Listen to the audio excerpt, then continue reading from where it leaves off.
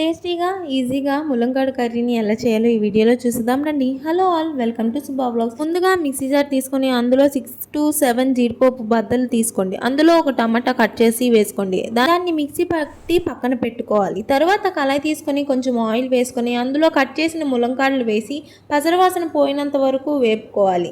అవి పక్కన పెట్టుకొని అదే కళాయిలో 2 to 3 టేబుల్ స్పూన్ ఆయిల్ వేసి ఆయిల్ మరిగాక జీలకర్ర కొంచెం వేసి సన్నగా తరిగి పెట్టుకున్న ఉల్లిపాయ ముక్కలు, మిర్చి కట్ చేసుకొని వేసి కలుపుకొని ఉల్లిపాయలు వేగాక వెల్లుల్లి పేస్ట్ వేసి 2 నిమిషాలు వేగాక తర్వాత ఇందాక చేసిన పేస్ట్ని వేసుకొని ఒకసారి కలిపి అందులో చిటికెడు పసుపు, 1 టీ స్పూన్ కారం, హాఫ్ టీ స్పూన్ ఉప్పు వేసి కలుపుకోవాలి.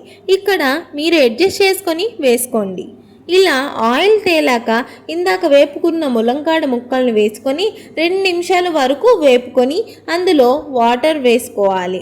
వేసుకొని కలిపి 2 రెమ్మల కరివేపాకు, కొంచెం కొత్తిమీర వేసుకొని కలుపుకొని మధ్య మధ్యలో చూసుకుంటూ బాగా ఉడికినంత వరకు ఉంచుకొని పక్కకు తీసుకుంటే అంతే అండి.